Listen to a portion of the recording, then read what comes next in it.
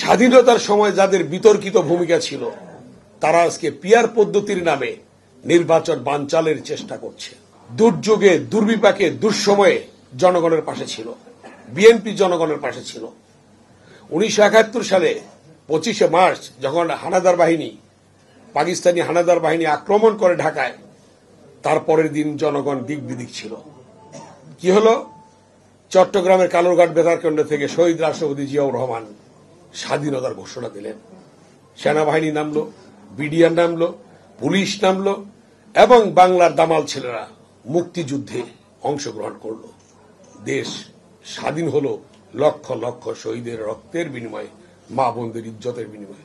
জিয়া পরিবার থেকে নেতৃত্ব দিল জিয়াউর রহমান। আপনারা জানেন আজকে বাংলাদেশে নির্বাচন নিয়ে একটি দল ষড়যন্ত্র করছে, চক্রান্ত করছে।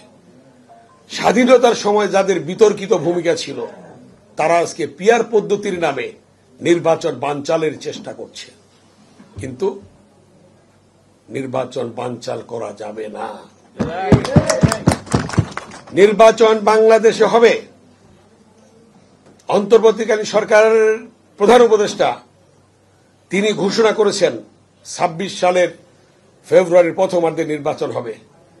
এই নির্বাচন ইনশাল্লাহ হবে এবং এই নির্বাচনে বাংলাদেশে এসে বিএনপির ভারপ্রাপ্ত চেয়ারম্যান তারেক রহমান এই নির্বাচনে অংশগ্রহণ করবেন এবং নির্বাচনের প্রচারণায় তিনি থাকবেন বাংলাদেশে ইনশাআল্লাহ। 24-এ তারেক রহমান যে কথাটি বলেছিলেন যে এক দফার আন্দোলন, তার মুখ দিয়ে যে প্রতিধ্বনি হয়েছিল যে বিনা ভোটের এমপিরা যারা পার্লামেন্টে বসে আছে তাদেরকে জনগণ পার্লামেন্ট থেকে বের করে নিয়ে আসবে, হয়েছে সেটা। তিনি বলেছিলেন বিনা ভোটের এমপিরা যারা মন্ত্রী সচিবালয়ে বসে আছে তাদেরকে জনগণ বের করে নিয়ে আসবে সচিবালয় থেকে, সত্য হয়েছে। তারপরে যদি বিনা ভোটের সরকার ফ্যাসিস্ট খুনি শেখ হাসিনা পদত্যাগ না করে গণভবন থেকে জনগণ তাকে বের করে নিয়ে আসবে। ফয়সালা হয়েছে, সত্য হয়েছে, রাজপথে ফয়সালা হয়েছে এবং সেই বিনা ভোটের ফ্যাসিস্ট খুনি শেখ হাসিনাকে তাকে গণভবন থেকে জনগণ বের করে নিয়েছে।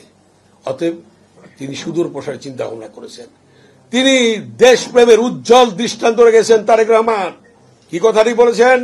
দিল্লি নয়, যেটা মনির মুখ দিয়ে উচ্চারিত হয়েছিল। তারেক রহমানের সাথে বারবার সাক্ষাৎ করেছিল মনি ভাই। এই মনি ভাইকে নিয়ে আমি তারেক রহমানের সাথে বারবার সাক্ষাৎ করিয়ে দিয়েছি, কথা বলেছি। সেই কথাটি উচ্চারিত হয়েছে তারেক রহমানের মুখ দিয়ে। দিল্লি নয়, পিন্ডি নয়, নয় অন্য কোন দেশ, সবার আগে বাংলাদেশ। দেশপ্রেমের উজ্জ্বল দৃষ্টান্ত রেখেছেন তারেক রহমান, সবার আগে বাংলাদেশ, আর কোনো কথা নেই। যে কথাটি বলেছিলেন দেশনেত্রী বেগম খালেদা জিয়া যে আমি অন্য কোন দেশে যাব না, আমি বাংলাদেশে জন্মগ্রহণ করেছি, বাংলাদেশি থাকব। তারপরে তার উপর নির্যাতন চলে আসলো। 6টি বছর তাকে জেলে রাখা হয়েছে বিনা দোষে। বেগম খালেদা জিয়া জেল খেটেছে, তাকে অসুস্থ করে ফেলেছে, তাকে হত্যার উদ্দেশ্য ছিল। আওয়ামী লীগের সন্নাপান্না গুন্ডারা বিভিন্ন দেশে গিয়ে চিকিৎসা নেয়। 3বারের প্রধানমন্ত্রী, সেক্টর কমান্ডারের স্ত্রী, বীরুত্তমের স্ত্রী, বাংলাদেশের প্রথম রাষ্ট্রপতির স্ত্রী, রণাঙ্গনের মুক্তিযোদ্ধা, জেড ফোর্সের জিয়াউর রহমানের স্ত্রী, অধিনায়ক জিয়াউর রহমান, সেই সেনাপ্রধানের স্ত্রী, তার স্ত্রী, 3বারের প্রধানমন্ত্রী বেগম খালেদা জিয়া বিদেশে চিকিৎসার জন্য যেতে পারেন না। আজকে আল্লাহ তাআলা তো সেটা ফয়সালা করে দিয়েছে, পতন হয়েছে। একদিন আগেও বলছিল যে ফ্যাসিস্ট খুনি শেখ হাসিনা, যে আওয়ামী লীগ পালায় না, শেখ মুজিবুর রহমান পালায় না, কিন্তু কি দেখলাম? একদিন পরেই পালাতে বাধ্য হয়েছে, জনগণ পালাতে বাধ্য করেছে। অতএব জনগণের শক্তির উপর কোনো শক্তি নেই। যে কথাটি দেশনায়ক তারেক রহমান বলেছেন, যে কথাটি সাইফুদ্দিন মনি বলেছেন এবং রাজপথে থেকে সেটা প্রমাণ করেছেন সাইফুদ্দিন মনি।